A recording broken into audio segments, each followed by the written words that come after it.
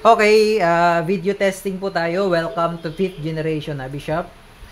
And shoutout po pala kay Sir Melcan of Davao, sir. Welcome. Ito na po ang inyong unit, sir, na itetest natin. This is the KWC 1911 Tactical. Bale, ito po yung kanyang box. Ayan, 1911 Tactical by KWC. Ayan. Airgun pistol. Ang bala niya ay 4.5mm steel BBs. Ayan, steel BBs airgun. CO2 powered, made in Taiwan. Ayan. Okay, buksan na natin. Titingnan natin kung ano yung mga kasama sa unit. Okay, may kasama na po siyang product catalog. Yan, product catalog ng KWC. Dito po makikita yung iba't ibang models ng KWC units. Yan, marami pa po yan. Ito naman po yung instruction manual. Ayan.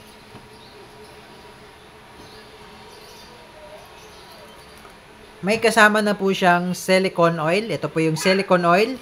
Mamaya, itatakel natin sa video kung saan po nilalagay yung oil. Ito yung unit. Tatabi muna natin. Titingnan muna natin kung ano pa yung mga kasama. Ayan. Steel BBs. Ito po yung 4.5mm silver coated na steel BBs. 200 shots. At meron na rin siyang kasamang copper coated na 500 shots. Tsaka CO2 na 5 perasong CO2. Ito po yung CO2 na 12G. 5 peraso niyan. Kasama. Ito yung copper coated 500 shots na 4.5mm steel BBs. At tsaka yung Allen para sa magazine. At syempre yung ating unit. Ayan. Again, this is the KWC airgun. KWC 1911 Tactical. Kaya po siya tactical kasi meron po siyang tactical rating. Ayan. So, nalalagyan po siya ng accessories katulad ng flashlight. Flashlight or laser. Pwede nyo pong ilagay dyan. Okay, full metal po siya. Ibig sabihin po, ayan, may mga langis pa siya from the factory. Full metal, ibig sabihin po, metal po yung slide. Ito pong nakikita nyo po dyan, metal po yan. Pati yung frame, metal po yan. Pati yung dito sa grip, metal po yan. Except yung kanyang grip panel, itong grip cover niya, ito po ay plastic lamang. Pero napapalitan po yan. Depende po sa inyo kung gusto nyo palitan yan. Natatanggal po yan, ano lang yan, flat screw. Ganon din po sa kabila. Yan. Yung manual safety po niya ay ambidextrous. Ibig sabihin po niyan magkabilaan po. Kung kayo po ay left-handed, you can still access the manual safety. So, check natin yung manual safety. Yan. Ang lutong ng tunog. Pakinggan nyo po.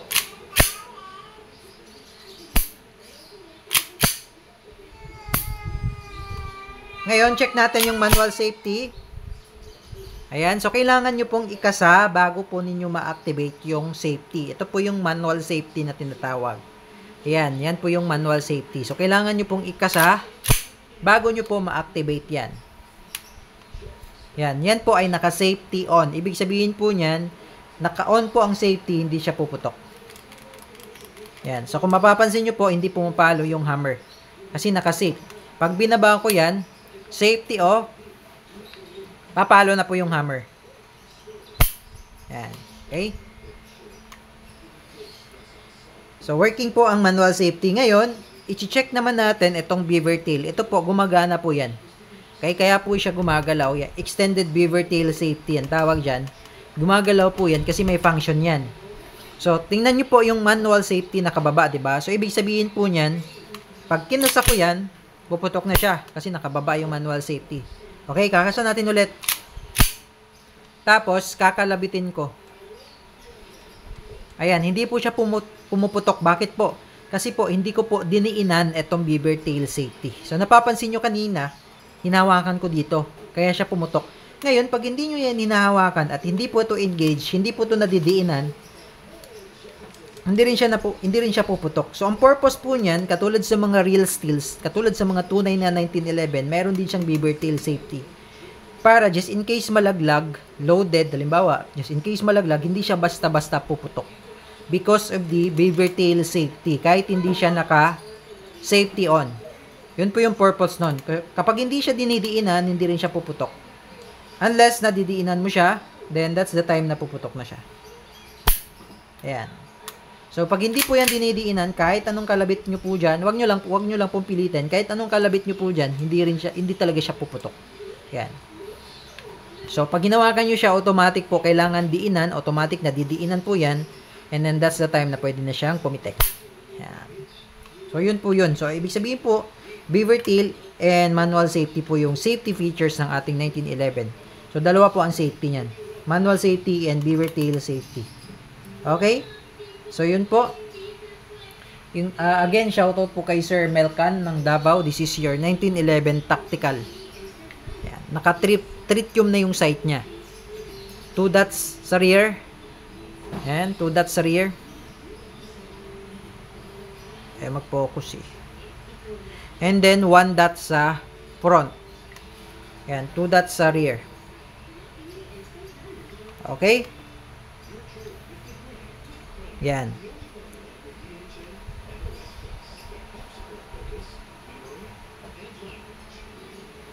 So, ayan po sir. Ngayon, lalagyan natin siya ng oil. Silicone oil. Okay? So, kung gusto niyo pong baklasin itong unit, pag lalagyan ng silicone oil, unang-una pong nilalagyan ng silicone oil natin. Okay? Bago natin baklasin yan. Itong magazine. Ito. Etong part na to sir, ito, sa magazine yan. Yan. Lalagyan nyo po yan ng oil. Etong part na to. Yan, papatakan nyo po yan ng oil. Konting oil lang. Yan, sa part niya yan. And ito, yung bulb na yan. Papatakan nyo rin po yan ng oil. Okay? Ngayon, dito sa unit natin, pwede rin nating lagyan ng oil. So, kailangan din lubricated yung ating unit, especially yung pinagdadaanan, yung may railing kasi yan sa ilalim. So, babaklasin natin, no? Kapag babaklasin nyo po, okay lang kung babaklasin nyo yung slide lang muna. Pag-aralan nyo po muna, huwag nyo po munang babaklasin ng buo, yung lahat na pong parts na yon sa loob. Tawag po namin doon, laman loob. Huwag nyo po munang baklasin yung lahat. So, tuturuan ko po kayo ngayon kung paano ang pagbabaklas nitong ating unit, yung slide lang muna, no? So, ngayon, may mapapansin po kayo dyang dalawang notch. Ayan. So, ito yung isang notch. Yan po yung tinatawag na slide stop notch.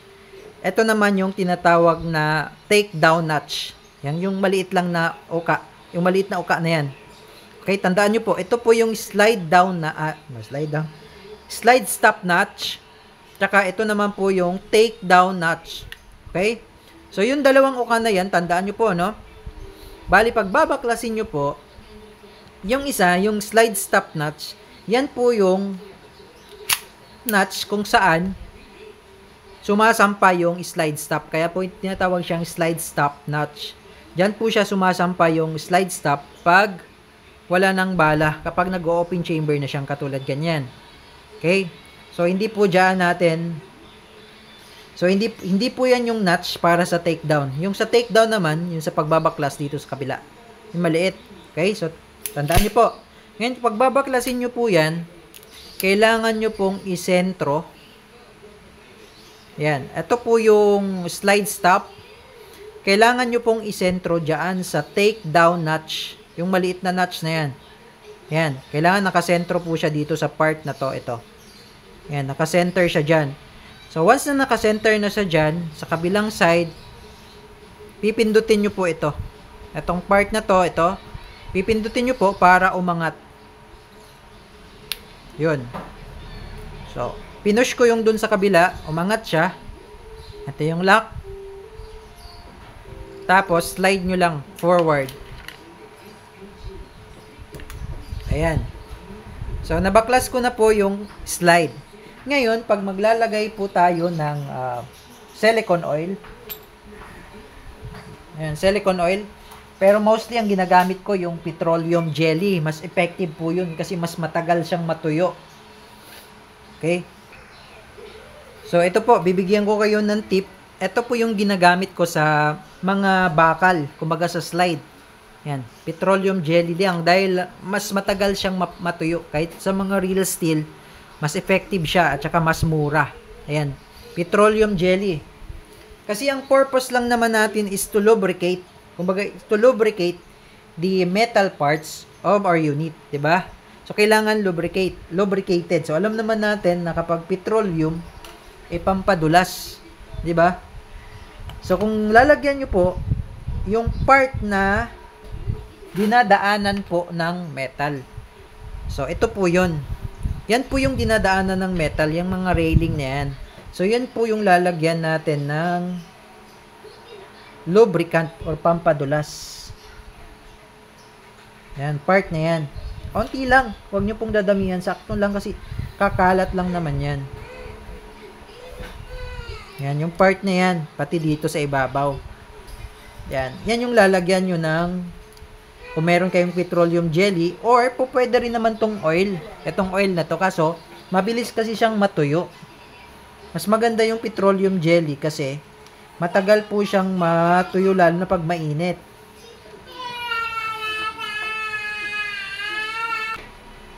Okay, so yun po, no? So, depende po sa inyo kung gagamit kayo ng gun oil or petroleum jelly. Pero para mas makamura kayo, sir, effective po siya. Kaya ginagamit ko rin siya sa mga totoong baril. Tsaka nagustuhan ko sa kanya, hindi siya, kumbaga hindi siya natuyo agad. Hindi siya matutuyo agad. Matagal nang lubricated yung unit. Yung unit ko hanggang ngayon, mayroon pa rin siyang ano. Tsaka smooth yung ano, yung tawag doon yung reciprocation ng slide, smooth na smooth. So diyan lang po na part ang lalagyan nyo. Konting-konti lang po. Huwag nyo pong lalagyan yung iba. Okay? Pwede rin po kayong maglagay dito sa may spring. Ayan, sa may spring. Okay? Ayan. Tapos, ngayon, ibabalik na natin. Okay, papasok lang natin. Okay, medyo naparami lang yung lube na nalagay ko. Yung petroleum. Yan. Tapos, ang pagbabalik naman, ganun din po. Isisentro nyo lang po yan doon sa may takedown notch. Yung part niyan, sa may, yan, yung parang butas. Tapos, papasok nyo yung lock.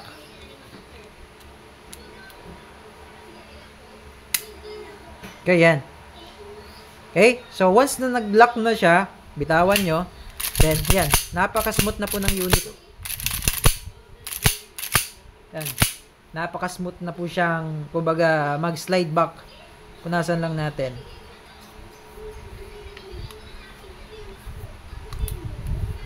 Yan. So, kapag binaklas nyo, sir, at napansin nyo, tuyong-tuyo na yung part na yon, lagyan nyo po ng lubricant. Lubricant po ang tawag doon. So, marami pong klase ng lubricant. Wag lang po kayong gumamit ng grasa ng sasakyan. Bawal po yun. Grasa yung pwede kayong gumamit ng airsoft grease. Airsoft grease ang tawag doon, yung grasa ng airsoft. Pero yung langis ng sasakyan, wag po. O kahit anong pwede, yun po, petroleum or gun oil or silicone oil, pwede. Okay, yan. So, kung papansin nyo po, napaka-smooth na po ng slide nyo. Ayan. Napaka-smooth na yan dahil nilagyan na natin siya ng petroleum. Okay? So, yun naman po ang kailangan natin eh. Kailangan nating lubricated. Kailangan nating lagyan ng pampadulas yung part na yon. Kasi pag yung part na yon tuyong-tuyo, every time na dumadaan yung metal to metal, makikiskisan yon. Okay? So, yun lang po. Ngayon, ito naman, lalagyan nyo po yan ng konting oil. Etong part na to, yung part na yan, yung sa may dulo, yung loading nozzle po ang tawag dyan.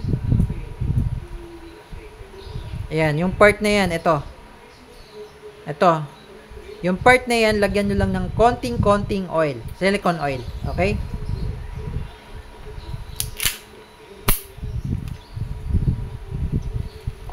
Okay, so now maglalagay tayo ng CO2 para matesting natin yung unit ni sir. Okay, so ngayon maglalagay tayo ng CO2. So, bali, ito po yung bagong CO2. So, ibig sabihin po, yung bagong CO2, wala pa pong butas yan. Once na nailagay nyo na dyan at hinigpitan nyo, mabubutas na yung part na yan. So, hindi nyo na pwedeng tanggalin once na nailagay nyo dyan kung may laman. Luwagan lang natin yung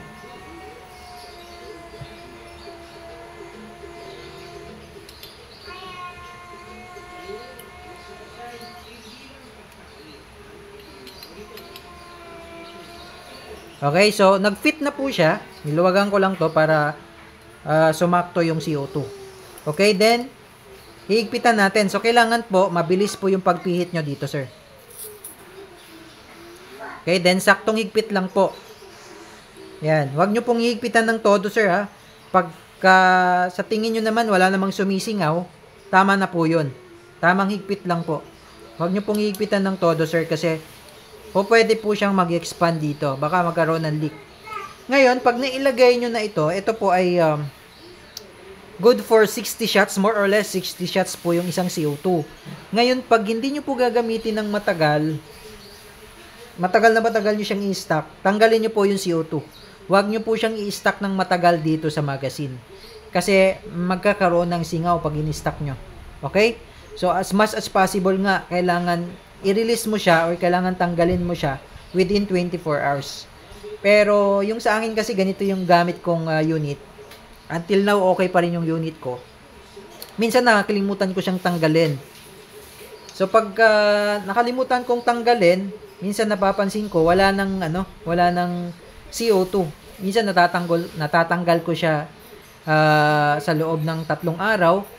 Pagka bumutok ako ngayon, then sa susunod na mga araw, hindi ko siya na ipaputok. Tapos, naalala ko na lang, may CO2 pa pala.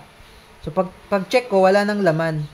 Sumisingaw po yun. Kumbaga, naghahanap po kasi siya ng labasan. Pero hindi naman siya magkakaroon ng leak. Nga lang, syempre, para maiwasan natin magkaroon ng leak, much better kung walang lamang CO2. Kapag i-stock nyo. Okay? So, yun po yung isa sa mga tip doon. As much as possible, kailangan po siyang ma-release within 24 hours. Pero pag hindi nyo naman ma-release, wag nyo lang po siyang i-stock ng sobrang tagal. Sabihin na nating weeks. At saka pag na-stock nyo naman siya dito ng ganung katagal, mauubos lang din yung CO2 kasi maglalabas siya maghahanap siya ng labasan. Pero hindi ibig sabihin nun na may leak na yung magazine nyo. Yung sa akin, nauubos siguro, nag-i-evaporate yung CO2. Tapos pag nilagyan ko naman siya ng CO2, another CO2 na bago, wala naman siyang leak. Okay, so, walang problema doon. Okay? So, ayan, meron na siyang CO2. Maglagay naman tayo ngayon ng bala. Bali sir, ito po yung kanyang bala. Ito po yung 4.5 mm diameter. Yung laki po ng bala natin is 4.5 mm. Yung sa airsoft, 5.95. Ito yung sa airsoft, plastic BBs. 5.95 po yan. Yan, 5.95. Yung sa atin, yung sa airgun, ay 4.5 mm. So, mas maliit po siya compare sa airsoft. Pero still BBs siya, metal BBs yan. Dumidikit po siya sa magnet. Ayan. Okay, so, ito yung ilo-load natin dito ngayon sa unit mo, sir.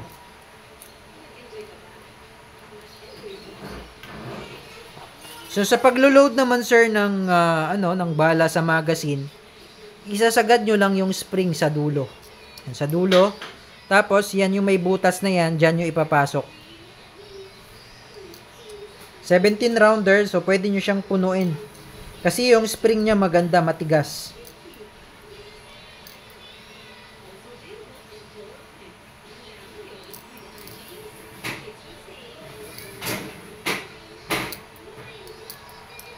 Okay?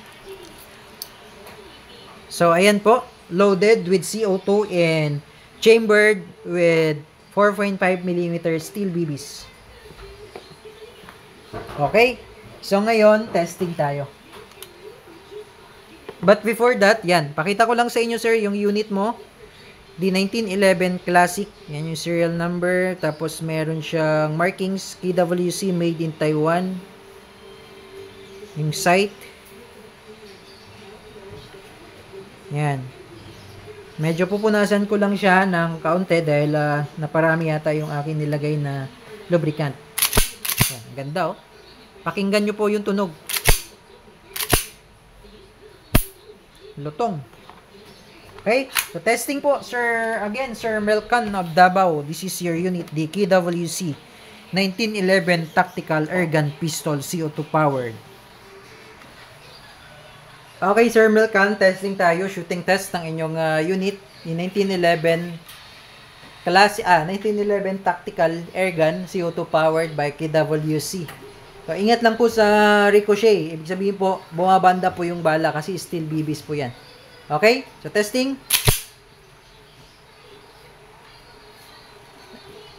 Firing. Wow. Nararamdaman ko po yung palo, yung recoil. Okay? So, firing tayo.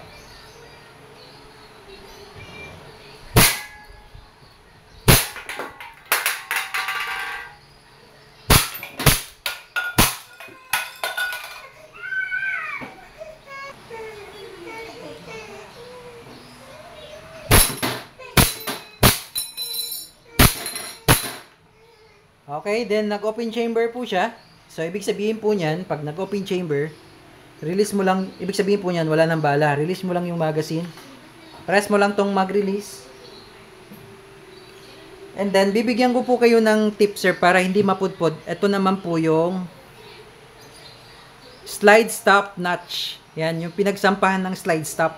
Slide stop notch po ang tawag dyan. Para hindi po siya mapudpod, ang gawin nyo po, itong slide na to, itulak nyo lang siya ng bagya. Yan. Tapos, saka mo siya ibababa. Then, saka mo siya bibitawan. Kasi sir, pagka nag-open chamber yan, tapos, binaba mo lang yung inyong unit. Itong slide stop, binaba mo lang. So, kapag palagi nyo lang pong ginagawa yun, itong part na to, ito, mapupudpud po yan. So, once napudpud yan, hindi na mag-open chamber yung baril nyo. Okay? So, yun. Isa sa mga tip para hindi siya mapudpud. Pag nag-open chamber, itulak mo lang siyang bagya, then, baba mo to, then, tsaka mo siya bibitawan. So, sa ganung paraan, hindi siya magkikiskisan. Okay? So, yun yung tip. Okay, Sir Melcan of Davao, sir. Okay na po ang inyong unit. Kung may question, message lang sa aming Facebook page, 5th Generation Hobby Shop. Thank you, sir, and have a nice day.